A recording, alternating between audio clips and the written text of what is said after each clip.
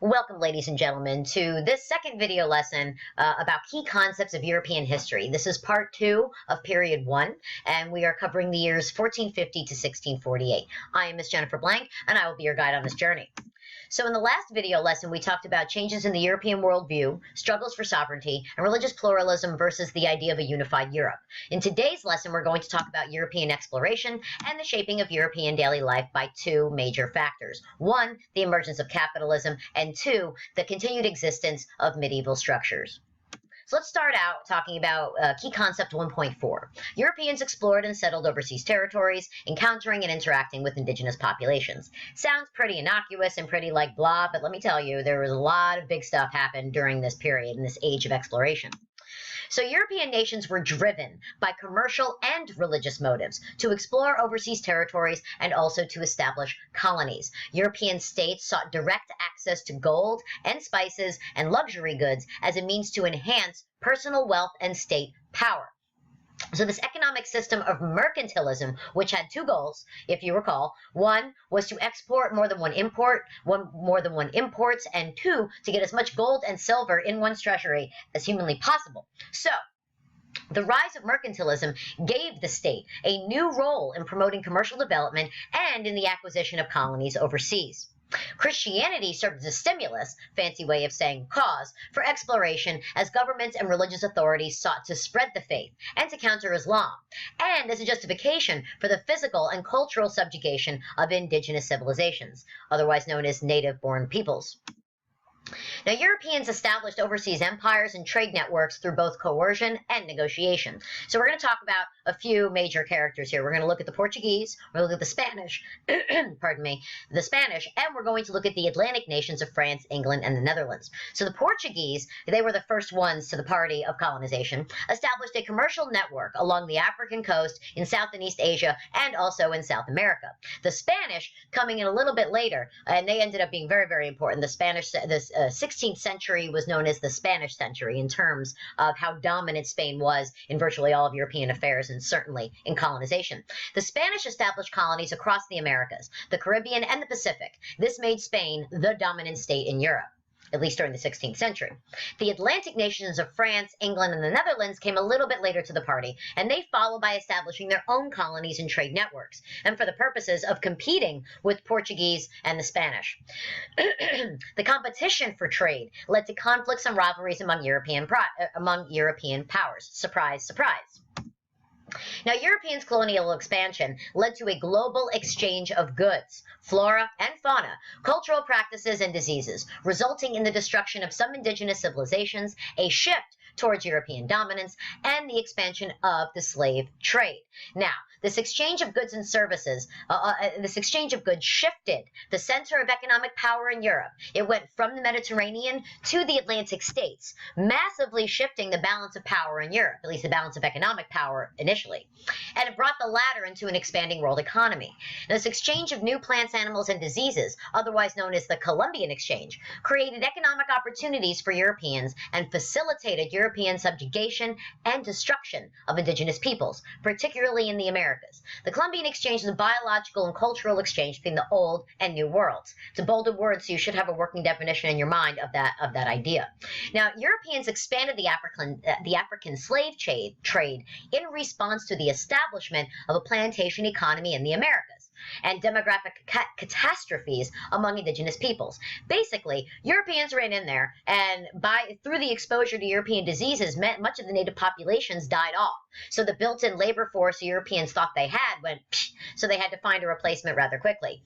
They achieved this via increasing the African slave trade. Let's move on to key concept 1.5. European society and the experiences of everyday life were increasingly shaped by commercial and agricultural capitalism, notwithstanding the persistence of medieval, social, and economic structures. So economic change produced new social patterns, while traditions of hierarchy and status continued to persist within European society. Innovations in banking and finance promoted the growth of urban financial centers, making the cities even more important than they already were, and of a money economy. Now, the growth of commerce produced a new economic elite, which related to traditional elites in different ways in Europe's various geographic regions. That whole innovation is going to be very, very important, particularly in the French Revolution. hierarchy and status continued to define social power and perceptions in rural and urban settings. Now, most Europeans derived their livelihood from agriculture and oriented their lives around the seasons, the village, or the manor, although economic changes began to alter rural production and power. Subsistence agriculture was the rule in most areas, with 3 crop field rotation in the north and a 2 crop field rotation in the Mediterranean. In many cases, the farmers paid rent and labor services for their land.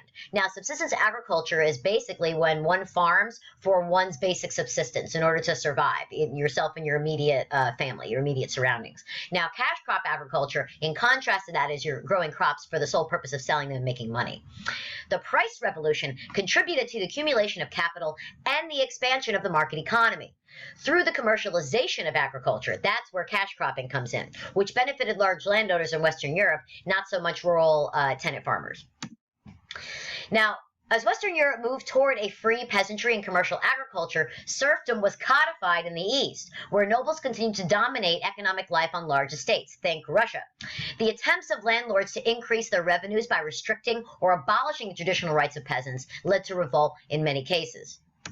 Population shifts and growing commerce caused the expansion of cities, which often found their traditional and political social structures stressed by the growth.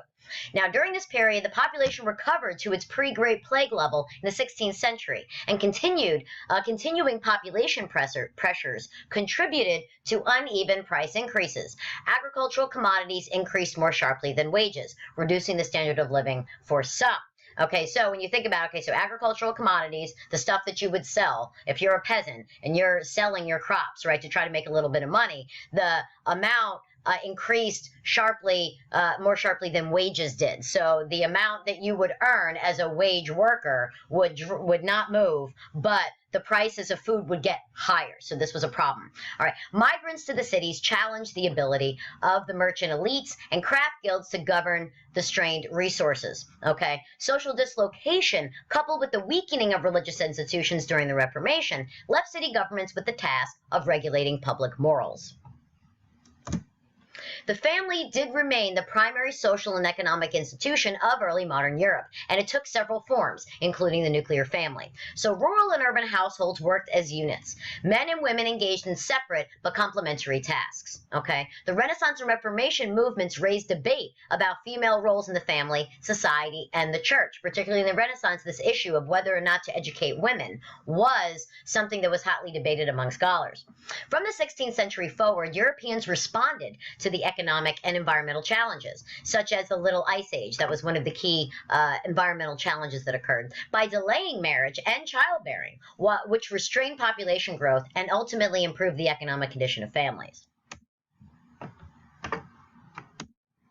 Popular culture, leisure activities, and rituals reflecting the persistence of folk ideas reinforced and in some cases challenged communal ties and the social norms. Leisure activities continue to be organized according to the religious calendar and the agricultural cycle, and they did remain communal in nature, so those are things that stayed the same. Local and church authorities continue to enforce communal norms through the rituals of public humiliation. Fun times.